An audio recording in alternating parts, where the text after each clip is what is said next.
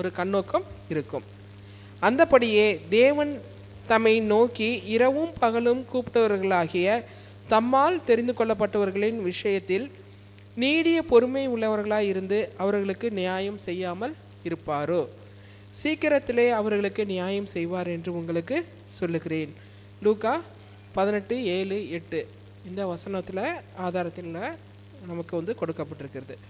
நம்ம கடவுளுக்குள்ளார தான் இருக்கோம். ஆனால் என் வாழ்க்கையில் ஏன் இவ்வளோ கஷ்டம் வருது, ஏன் இவ்வளோ துன்பம் வருது, எனக்கு மட்டும் ஏன் இப்படியே நடந்துக்கிட்டு இருக்கு, இதெல்லாம் நம்ம என்ன செஞ்சிட்ருப்போம்? அங்கால வச்சுக்கிட்டு புலம்பிக்கிட்டு இருப்போம். அப்போது அந்த நேரத்தில் நம்ம எதை சிந்திக்கணும்? கடவுள் இதை எல்லாத்தையும் பார்த்துக்கிட்டே இருக்கார், எனக்கான நியாயத்தை அவர் செய்வார் அப்படிங்கிற இந்த வசனத்தின் மூலம் அந்த விசுவாசத்துக்குள்ளார நம்ம நடக்க பழகணும். இக்கட்டு காலத்திலே பயத்தாலும் வேதனையாலும் அலைகழிக்கப்படும் பொழுது அறிக்கை செய்யப்படாத பாவத்தோடு இருப்பார்களேயானால் சோதனைகளில் விழுந்து விடுவார்கள், நம்பிக்கை இழந்து விசுவாசத்தை விட்டு விடுவார்கள். விடுதலைக்காக ஆண்டவரிடத்திலே விண்ணப்பம் செய்யும் நம்பிக்கை அவர்களுக்கு இல்லாமற் போய்விடும். நமக்கு பின்னாடி ஒரு இக்கட்டு காலம் அப்படிங்கிறது வர இருக்கு அப்படின்னு சொல்லிட்டு நம்ம சொல்லிக்கிட்டே இருக்காங்க. அது யாக்கோபின் இக்கட்டு காலத்தை காட்டிலும் மிகவும் பயங்கரமானதாக இருக்கும். அந்த காரியங்கள் எப்படியெல்லாம் நடக்குங்கிறத சொல்ல முடியாது, அந்த அளவுக்கு இருக்கும் அப்படின்னு சொல்லிட்டு இருக்கிறாங்க.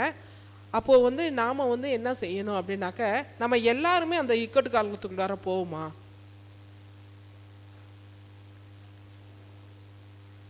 வரப்போகிற நாள் என்னன்னு தெரியுமா? எப்போ வரப்போகுதுன்னு தெரியுமா? அந்த இக்கட்டு காலம் தெரியுமா தெரியாதா? டப்புன்னு சீக்கிரம் சொல்லுங்க, முடிக்கணும். தெரியுமா தெரியாதா? இக்கட்டு காலம் எப்போ வரப்போகுதுன்னு தெரியாது. அதே போல் யாராவது நம்ம எப்போ செத்து போவோம்னு தெரியுமா? ஆனால் ஒன்று, அந்த காலம் வரப்போகுது அப்படிங்கிறது விசுவாசிக்கிறோம். ஒரு நாள் நம்ம சாவோங்கிறது விசுவாசிச்சுட்டு இருக்கோம். ஆனால் அதுக்குள்ளார நம்ம போய் மாட்டுவோமா மாட்ட மாட்டோமாங்கிறதெல்லாம் தெரியாது. அப்போது ஒரு எண்டு எது அப்படின்னாக்க மரணம். அப்போது அந்த மரணம் எப்போ நடக்குங்கிறது நமக்கு தெரியாது. அப்போது அந்த மரணத்துக்குள்ளார நம்ம என்ன செய்யணும்? அப்போ ஒவ்வொரு நாளும் நம்மளுடைய பாவத்தை என்ன செய்யணும்? அறிக்கை செய்யணும். அப்போது இந்த இரவு நேரத்தில் அதுக்காக தான் சொல்கிறாரு, உன் படுக்கையில் அமர்ந்திருந்து நீ என்ன செய்யணும்? இன்னைக்கு என்னென்ன காரியங்கள் செஞ்ச, எதை மீறி நடந்திருக்கிறத அப்படிங்கிறத நம்ம உட்கார்ந்து ஆராய்ந்து பார்த்து நம்மளுடைய பாவங்களை என்ன செய்யணும்? ஒவ்வொரு நாளும் அறிக்கை செய்யணும். அதையும் மீறி ஆண்டவரே நான் எதுவும் அறிக்கையிடாத பாவம் என்கிட்ட இருந்ததுன்னா என்ன செய்யணும்? அதை அறிக்கையிட்டு அதிலிருந்து நான் வெளியில் வரணும் அப்படிங்கிற அந்த ஜெப பழக்கத்துக்குள்ளார நம்ம வரணும். அப்படி இல்லை அப்படின்னு வச்சுக்கோங்களேன், அப்படியே சேர்த்து வச்சுக்கிட்டே இருந்தோம்னாக்க நம்ம அந்த இக்கட்டு காலத்தில் நம்ம போய் சிக்கிறோம் அப்படின்னு சொன்னாக்க நமக்கு மன்னிப்பு கிடைக்கிறதுக்கு வாய்ப்பு இல்லை. ஏன் மன்னிப்பு கிடைக்காது? அந்த காலகட்டத்தில் இயேசு கிறிஸ்து பரிந்து பேசுகிற ஊழியத்தை விட்டுட்டு அவர் வெளியில் வந்துடுவார். அப்போ நமக்கு என்ன செய்யறதுக்கு இல்லை, வாய்ப்பு இல்லாமல் போயிடும். அதனால் நம்ம என்ன செய்யணும்? இந்த பழக்கத்துக்குள்ளார நம்ம வரணும். ஒவ்வொரு நாளும் இரவு நேரத்தில் உட்கார்ந்துருந்து கடவுளோட பேசி, தெரிஞ்சு நம்ம செஞ்சுருந்தாலோ இல்லை மீறுதலாக வந்தாலும் அதை எனக்கு உணர்த்துங்கப்பான்னு சொல்லி மன்னிப்பு கேட்டு அதை விட்டு வெளியில் வரத்துக்கான பழக்கத்துக்குள்ளார நம்ம வரணும். ஆனால் தங்களுடைய தகுதியற்ற நிலையை குறித்து ஒரு ஆழ்ந்த உணர்வு அவர்களுக்கு இருக்கும் பொழுது வெளிப்படுத்தத்தக்கதான அளவிற்கு மறைக்கப்பட்ட தவறுகள் அவர்களிடத்தில் இருக்காது. நியாய தீர்ப்பிற்கு முன்னரே அவர்களது பாவங்கள் அழிக்கப்பட்டு விட்டன. அவைகளை அவர்கள் நினைவிற்கு கூட கொண்டு வர முடியாது. கிறிஸ்தவர்கள் என்று தங்களை அழைத்து கொண்டவர்கள் ஆயத்தமில்லாதவர்களாக அந்த கடைசி பயங்கரமான போராட்டத்திற்குள் பிரவேசிக்கிற பொழுது நம்பிக்கை இழந்தவர்களாக வேதனையோடு தங்கள் பாவங்களை அறிக்கையிடுவார்கள். துன்மார்க்கரோ அவர்கள் படுகின்ற வேதனையை குறித்து எக்களிப்பார்கள். சரிங்களா? அந்த காலகட்டத்தில் நம்ம இந்த பழக்கத்துக்குள்ளாரே வந்தோம்னா என்ன செஞ்சுருவோம்? நமக்குள்ளார பாவ நிலையே இல்லாமல் இருக்கும். அந்த பரிசுத்தத்துக்குள்ளார போயிடுவோம். அந்த பாவத்தின் நினைப்பு கூட நமக்குள்ளார கொண்டு வர மாட்டாங்க அப்படின்னு சொல்கிறாங்க. ஆனாக்கா நான் கிறிஸ்தவன்னு சொல்லிக்கிட்டு நான் அறிக்கையிடாமல் இருந்தேனாக்கா என்ன செஞ்சிருவேன்? அந்த துன்மார்க்கர் குடும்பத்திலோடு தான் நம்ம போய் சேர்ந்துட வேண்டியதாக இருக்கும். அந்த துன்மார்க்கர் நம்ம என்ன செய்வாங்க, அப்போ வந்து அந்த கடைசி நேரத்தில் வந்து ஐயோ இப்படிலாம் பாவம் செஞ்சுட்டேனே நம்ம மனசுக்குள்ளார வந்தாலும் மன்னிக்கிறதுக்கு அங்கே ஆள் கிடையாது. இயேசு கிறிஸ்து இருக்க மாட்டார். வஞ்சிக்கப்பட்டு சோதிக்கப்பட்டு பாவத்திற்குள்ளாக செல்லத்தக்கதாக ஏமாற்றப்பட்டவர்கள் உண்மையான பாவ அறிக்கையோடு அவரிடத்தில் திரும்புபவர்களே ஆனால் அவர்களை அவர் தள்ள மாட்டார் என்பதற்கு யாக்கோபின் வரலாறு ஒரு நிச்சயத்தை கொடுக்கக்கூடியதாக இருக்கிறது. இந்த மக்களை அழித்து போட சாத்தான் வகை தேடும்போது அத்தகைய ஆபத்து வேளையிலே அவர்களை பாதுகாத்து தேற்றுவதற்காக தேவன் தம்முடைய தூதர்களை அனுப்புவார். சாத்தானுடைய தாக்குதல்கள் மூர்க்கத்தனமாகவும் திட்டமிடப்பட்டதாகவும் இருக்கும். அவனது வஞ்சகங்கள் பயங்கரமானதாக இருக்கும். ஆனாலும் ஆண்டவருடைய கண்கள் அவருடைய பிள்ளைகள் மேல் வைக்கப்பட்டிருக்கும். அந்த காலகட்டத்தில் நம்ம என்ன செய்ய வேண்டியதில்லை, பயப்படாமல் கடவுள் என்ன பார்த்துக்கிட்டே இருக்கிறார். படிக்கிற ஒவ்வொரு வசனங்களையும் நம்ம அந்த நேரத்தில் ஞாபகத்துக்குள்ளே கொண்டு வரணும். அப்போது வேதத்தை ஆராய்ந்து படிக்கிற அந்த பழக்கம் நம்மக்கிட்ட இருந்தாக்க மட்டும்தான் என்ன செய்ய முடியும், அந்த நேரத்தில் நமக்கு ஞாபகத்தில் வரும். பரிசுத்த ஆவியானவர் வந்து நான் கும்பிட்றேன் அப்படிங்கிறதுக்காக வேண்டி டப்புன்னு வந்து அந்த நேரத்துலலாம் இது பண்ண மாட்டார். நம்மக்கிட்ட உள்ளுக்குள்ளார இருக்கிறத தான் ஞாபகத்துக்கு கொண்டு வர செய்வார். ஒன்றுமே என்கிட்ட இல்லைன்னாக்கா அவர் எப்படி கொண்டு வர முடியும், அவரோட ஒத்தாசையும் நம்ம இழந்துருவோம். அப்போது இப்போயிலேருந்து என்ன செய்யணும், ரெண்டாவதா பாவத்தை அறிக்கை விடுறதோட மட்டும் இல்லாமல் வேத வசனங்களை ஆராய்ந்து படிக்கும் பொழுது மட்டும்தான் என்ன செய்ய முடியும், ஞாபகத்தில் வச்சு அந்த நேரத்தில் வந்து கொண்டு வர முடியும். அப்படி தான் யாக்கோபும் அவருடைய பாவங்களில் வந்து ஏற்கனவே நான் அறிக்கையிட்டு நான் வந்து உங்கள்கிட்ட மன்னிப்பு கேட்டிருக்கேனே, திரும்ப அந்த பாவம் எண்ணங்கள் வருது அப்படின்னு சொல்லிட்டு வரப்போ வந்து அதை போராடி மேற்கொண்டார். அந்த வாக்குத்தத்த வசனங்களை வச்சு நம்ம வந்து ஜெபிக்கிறதுக்கு நமக்கு பிரயோஜனம் உள்ளதாக இருக்கும்.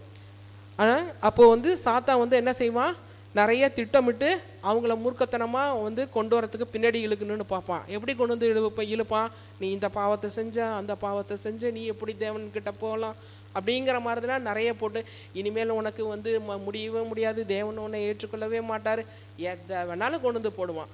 ஆனாலும் நம்ம என்ன செய்யணும், அதிலெல்லாம் சிக்காமல் நம்ம வந்து தப்பிக்கிறதுக்கு நம்ம வந்து பழகணும். அப்போ அந்த பழக்கத்துக்குள்ளார வரணும்னா பாவ அறிக்கை செய்யணும்.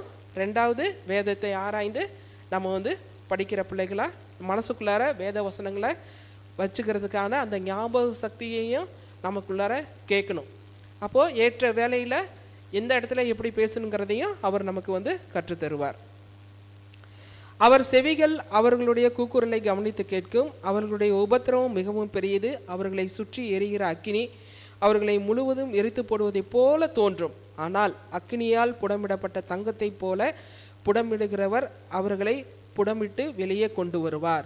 சரிங்களா? நமக்கு நம்மளோட வாழ்க்கையில் அக்கினி வந்து பொண்ணுக்கு வந்து அதாவது தங்கத்தை வந்து எப்படி வந்து புடமிட்டுறாரு, அதில் உள்ள கசடெல்லாம் எடுத்து சுத்தமான தங்கத்தை பிரித்து எடுக்கிறது போல நம்ம ஒவ்வொருவருக்கும் அக்னிங்கிறது எது, நம்மளோட வாழ்க்கையில் வருகின்ற சோதனைகள் தான். அப்போது இப்பையிலிருந்தே சின்ன சின்ன சோதனைகளை நம்ம என்ன செய்யணும், முறுமுறுப்பு இல்லாமல் நம்ம வந்து அதை ஏற்றுக்கிறதுக்கான மனசுக்குள்ளார வரணும். இந்த சோதனையை எனக்கு கடவுள் அனுமதித்திருக்காருன்னா இதுக்கு பின்னாடி என்ன இருக்குது, ஒரு ஆசீர்வாதம் இருக்குது அப்படிங்கிறத நம்ம வந்து புரிஞ்சுக்கிறணும். அப்போது இந்த சோதனையிலேருந்து தப்பிக்கிறதுக்கு ஆண்டவரே எனக்கு வழியை காட்டும் அப்படின்னு சொல்லிட்டு நம்ம வந்து ஜெபிக்கணும். பயங்கரமான அந்த சோதனையின் காலத்தில் அவர்கள் மேல் ஆண்டவர் பாராட்டுகிற அன்பு அவர்களுடைய செழிப்பிலே அவர் காட்டின அன்பை போன்றதாகவே இருக்கும். நம்ம வந்து நல்லா வந்து எந்த கஷ்டமும் இல்லாமல் எல்லா தேவைகளும் பூர்த்தி செய்யப்பட்டு நான் நல்லா இருக்கேன், ஆரோக்கியமாக இருக்கேன் அப்படிங்கிற அந்த காலகட்டத்தில் யார் எனக்கு இதெல்லாம் கொடுத்தாங்கன்னு சொல்லி சொல்கிறோம், சாட்சி தேவன் கொடுத்தாருன்னு சொல்லி சொல்கிறோம். அப்போ அந்த சோதனை வரப்ப கைவிட்டுருவார், விட்டு என்னை விலகி போயிட்டாரு, என்ன நினைக்கவே இல்லை, ஏனோ தெரில இப்படிலாம் எனக்கு நடக்குது, என்ன மறந்துட்டாரா, நான் கேட்குற சத்தம் காதில் விழுலையா, புலம்பவே வேண்டியது அவசியம் இல்லை. அந்த நேரத்துலையும் அப்போ எப்படி அன்பாக நடத்தினாரோ அந்த அன்பு அப்படியே தான் இருக்கும். அதை வந்து அனுமதிக்கிறாருனாக்க என்னை புடமிடுவதற்காக அப்படிங்கிறத வந்து நம்ம வந்து புரிஞ்சுக்கணும். கிறிஸ்துவின் சாயல் அவர்களில் பரிபூர்ணமாக பிரதிபலிக்கத்தக்கதாக இந்த பூமியை சார்ந்த பற்றுதல்கள் அனைத்தும் சுற்றடிக்கப்பட வேண்டும். சுயம் அவர்களை விட்டு போக வேண்டும். அப்போ சோதனைகளை எதுக்கு அனுமதிக்கிறாரு, என்னுடைய சுயம் என்னை விட்டு போகணும். ரெண்டாவது உலக பிரகாரமான காரியங்கள் என்னை விட்டு சுற்றறிக்கப்பட வேண்டும். நான் வந்து சாத்தான் விரிக்கிற தந்திர வலையில் நம்ம சிக்கக்கூடாது, உலக இச்சையில் மாட்டிக்கக்கூடாது அப்படின்னு சொல்லி நம்ம ஜெபம் பண்ணுறோம். அந்த இச்சைகள் நம் முன்னாடி வந்து நிற்கிறப்ப அந்த சோதனைகளை மேற்கொள்ள எனக்கு பலம் வேணும். என்னுடைய பலவீனம், நான் திரும்ப திரும்ப அதுலேயே விழறேன், இது எனக்கு பழக்கப்பட்டு போச்சு அப்படின்னு சொல்லிட்டு என்ன செய்கிறோம், விழுந்துக்கிட்டு இருக்கோம். அப்போ அதை மேற்கொள்ள ஆண்டவரே எனக்கு பலத்தை தாங்க. நம்மளை சுற்றி எப்போ இருக்கோம், நம்ம சாகிற வரைக்கும் நம்மளை சுற்றி இந்த உலக இச்சைகள் இருக்கும், சாத்தான் கொண்டு போடுற சோதனைகள் நமக்கு இருந்துக்கிட்டே தான் இருக்கும். அப்போ நம்ம என்ன செய்யணும், அப்போது இந்த பலவீனங்களை மேற்கொள்ள, இந்த இதில் விழாமல் இருக்கிறதுக்கான பலத்தை ஆண்டவரே எனக்கு தாங்க, உம்முடைய சாயலை தாங்க. அப்போது இயேசு கிறிஸ்து என்ன செஞ்சார், அவர் மனுஷனாக வாழ்ந்தப்ப இந்த உலகத்தையும் சாத்தானையும் ஜெயிச்சார். அப்போது விசுவாசத்தினால நான் ஜபத்தில் கேட்கிற எல்லாத்தையும் பெற்றுக்கொள்வேன். இயேசு கிறிஸ்துவின் நாமத்தினாலே எவைகளை கேட்கிறீர்களோ அவைகளை பெற்றுக்கொள்வீர்கள் அப்படிங்கிற வாக்குத்தத்தம் கொடுத்துருக்கிறாரு. நம்ம கேட்க வேண்டியதை விட்டுறோம், மற்றபடி இன்னமும் உலக பிரகாரமான காரியங்கள்லையே கேட்டுக்கிட்டு இருக்கோம். அப்போது இந்த ஆவிக்குரிய ஜீவியம், அப்போ அந்த போராட்டத்தில் நான் நிற்கணும், அந்த பரிசுத்த குணம் எனக்கு வேணும், அவரோட சாயல் எனக்கு வேணும் அப்படிங்கிறதுக்காக நம்ம வந்து ஜெபிக்கிறோமா? என்னுடைய அந்த ஜென்ம சுபாவம் விட்டு போகணுங்கிறதுக்காக நான் ஜெபிக்கிறேனா? இந்த பலவீனங்கள் என்னை சுற்றி வந்து நிற்கிறப்போ வந்து அதை மேற்கொள்கிறதுக்காக எனக்கு பலம் வேணும்னு சொல்லி ஜெபிக்கிறோமா? இதெல்லாம் தான் நம்ம வந்து என்ன செய்யணும், ஜெபத்தில் கேட்டு பழகணும். இன்னும் வந்து பால் குடிக்கிற பிள்ளைங்களை போல் ஆரம்பத்தில் விசுவாசிகளாக நம்ம எப்படி இருந்தோமோ அதே இதில் வந்து நம்மளுடைய ஜபங்கள் இல்லாமல் நம்ம இப்படிப்பட்ட காரியங்களுக்காக என்னுடைய குணங்கள் ஏசப்பாவோட குணங்களாக போல் என்னுடைய குணங்கள் மாறணும். என்னை சுற்றி இருக்கிற பலவீனத்தையும் சாத்தா விரிக்கிற வலையிலையும் எப்படி ஏசப்பா ஜெயிச்சாரோ அந்த மேலான வல்லமையும் அந்த பலத்தையும் எனக்கு தாங்க அப்படின்னு சொல்லி நம்ம என்ன செய்யணும், இடைவிடாமல் கேட்டுக்கிட்டே இருக்கணும். ஒரு நாள் 2 நாள் கேட்டுக்கிட்டே என்ன செஞ்சிடக்கூடாது, விட்டுறக்கூடாது. அந்த என்ன நான் தகுதிப்படுத்துகிறதுக்கு அவரோட சாயலை பெற்றுக்கொள்வதற்காக தான் என்ன செய்கிறாரு, இந்த சோதனைகளை நமக்கு முன்னாடி கொண்டு வந்து வைக்கிறாரு. சோர்வையும் தாமதத்தையும் பசியையும் தாங்கிக் கொள்கிற விசுவாசமே நம் முன் இருக்கின்ற வேதனையான சோதனை நிறைந்த காலத்திலே நம்மிடம் இருக்க வேண்டிய விசுவாசம். சரிங்களா? ஒன்று சோர்ந்து போகிறது, இன்னொன்று லேட்டாக கிடைக்கிறது, 3வது பசி. ஒரு குறிப்பிட்ட நேரம் வந்துச்சுன்னா என்ன ஆகிடுது, ஆட்டோமேட்டிக்காக பசி வருது. அந்த பசியை தாங்கி கொள்ள முடியாமல் நம்மளுடைய கவனங்கள் சத்தியம் இங்கே கேட்டுட்டு இருக்கிறப்பயே நேரம் ஆச்சு அப்படின்னு சொல்லிட்டு பார்த்துக்கிட்டு இது பண்ணுறோம். இந்த நாள் முழுசுமே யாருக்கான நாள், அவருக்கான நாள். அப்போது அந்த பசியையும் நம்ம மேற்கொள்வதுக்கான அந்த ப்ராக்டிஸ்குள்ளார நம்ம வரணும். இல்லைன்னா கடைசியிலையும் சோதனை நாள் இதில் வரும், பசியை அந்த பசியில் அந்த சாப்பாட்டில் எப்போ விழுந்து போனப்போ வந்து ஆதாம் ஏவாள் விழுந்து போனாங்களோ அதே போல் சூழ்நிலைகள் நமக்கும் வரும். அப்போ வந்து சாப்பாட்டை காட்டி இந்த சாப்பாடு உனக்கு கிடைக்கணும் அப்படிங்கிறதுக்காக வேண்டி நீ வந்து இதை விட்டு வெளியில் வா, ஓய்வு நாள் ஆசரிக்கக்கூடாது, நீ வந்து தேவனை வந்து தொழுது கொள்ளக்கூடாது, கிறிஸ்துவை தொழுது கொள்ளக்கூடாது, சனிக்கிழமை ஆலயத்துக்கு போகக்கூடாது அப்படின்னாக்க தான். ஏன்னா மிருகத்தின் முத்திரையை வந்து பெற்றுக்கொள்கிறவர்களுக்கு தான் என்ன உண்டு, விற்கவும் வாங்கவும் எல்லாமே இருக்குது அப்படிங்கிறத நம்ம வந்து படிச்சிருக்கோம். அப்போது அந்த காலத்தில் நான் நிற்கணுன்னா இப்போ என்ன பழகணும், பசியை மேற்கொள்ள நம்ம பழகணும். கடவுள் எனக்கு கேட்டதையும் கொடுக்கல அப்படிங்கிறதுக்காக அந்த ஜபத்தை மாற்றவும் கூடாமல் ஆண்டவரே உம்மோட சித்தத்தின்படி, அது கிடைக்கலனாலும் என்ன செய்யணும், ஸ்தோத்திரம் போட்டுக்கிட்டு போக பழகணும். மனசு சோர்ந்து போய் ஜெபிக்கிற காரியத்தை விட்டுவிடக்கூடாது. தாமதமாக கிடைக்கிறதா இருந்தாலும் அதையும் ஏற்றுக்கொள்ளக்கூடிய மனப்பக்குவத்துக்குள்ளார இதெல்லாம் எப்பயிலிருந்தே வரணும், இப்பயிலிருந்தே எனக்கு வரணும். எனக்கு வந்தாதான் யாருக்கு வரும், யாருக்கு வரும்? ஆமாம், அந்த பிள்ளைகளுக்கு கற்றுக் கொடுக்க வேண்டிய பொறுப்பில் நம்ம இருக்கோம். பிள்ளைகள் கர்த்தரால் வரும் சுதந்திரம். அப்போ அந்த சுதந்திரத்தை நான் திரும்ப அவர்கிட்ட ஒப்படைக்கணும்னா நான் எப்படி இருக்கணும், நான் என்ன தயார்படுத்தணும், என்ன தயார்படுத்திக்கிட்டே என்ன செய்யணும், என் பிள்ளைகளையும் தயார்படுத்தணும். நான் என்னோட காலம் போயிடுச்சு அப்படின்னாக்கா என் பிள்ளைங்க அதில் நிற்கணுன்னா என்ன செய்யணும், அந்த ப்ராக்டிஸ்குள்ளார நம்ம பிள்ளைகளை வந்து வளர்த்தெடுத்துட்டு வரணும். இப்படியே தான் அந்த காலங்கள் போகிறப்ப அந்த காலத்தில் இருந்தே அந்த விசுவாச கும்பல் எப்படி வந்து வழி வழியாக வந்துகிட்டு இருக்குன்னா அவங்கவுங்க ஒவ்வொரு காலகட்டத்திலையும் என்ன செஞ்சாங்க, தேவன் வரக்கூடிய காலம் இதுவாக இருக்குமோ அப்படின்னு சொல்லிட்டு எதிர்நோக்கி பார்த்துக்கிட்டே இந்த 2000 வருஷத்துக்கு மேலேயும் போயிருச்சு. ஆனாலும் நம்ம சோர்ந்து போகாமல் அந்த காலகட்டத்தில் இருக்கக்கூடியவர்களையும் ஆயத்தப்படுத்தக்கூடிய பணியை நம்ம செய்கிறவங்களா இருக்கணும். அந்த பணி ஊழியம் எங்கே தொடங்குது? ஃபஸ்ட்டு நம்ம வீட்டில் தான் தொடங்குது. அதாவது மிக கடுமையாக சோதிக்கப்பட்டாலும் தளராத விசுவாசமாக இருக்கும். அத்தகைய காலத்திற்கு நாம் ஆயத்தப்படுத்தும்படிக்கே கிருபையின் காலம் நமக்கு கொடுக்கப்பட்டு இருக்கிறது. புரியுதுங்களா? கிருபையின் காலம் எதுக்கு நமக்கு கொடுத்துருக்கிறாரு? பாவத்தின் சம்பளம் என்ன? மரணம். அப்போ ஒரு பாவம் செஞ்சதையும் நம்ம என்ன செஞ்சுருக்கணும்? ஆனாக்கா சாகடிக்காமல் என்ன செஞ்சுட்டு இருக்கிறாரு? ஒவ்வொரு நாளையும் கூட்டி கொடுத்துருக்கிறாரு. எதுக்கு? அந்த பாவத்தை விட்டு வெளியில் வரணும், அந்த பரிசுத்தத்துக்குள்ளார நம்ம அவரோட சேரணுங்கிறதுக்காக தான். அப்போ அப்படி கொடுக்கப்பட்டு இருக்கின்ற இந்த வாழ்நாளில் கொடுக்கப்படுகின்ற ஒவ்வொரு நாளும் நான் என்னத்துக்குள்ளார போகணும்? பரிசுத்தத்துக்குள்ளார போக பழகணும்.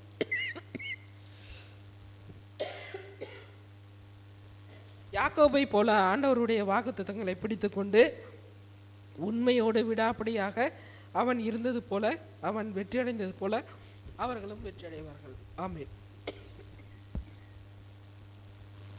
தெரிவித்துக் கொள்கிறோம். அடுத்ததாக நாம் ஓய்வு நாள் பள்ளி பாடத்திற்குள்ளாக கடந்து செல்வோம். ஓய்வு நாள் பள்ளி பாடத்தை போதகர் அவர்கள் இப்பொழுது நம்மிடையே பகிர்ந்து கொள்வார்கள்.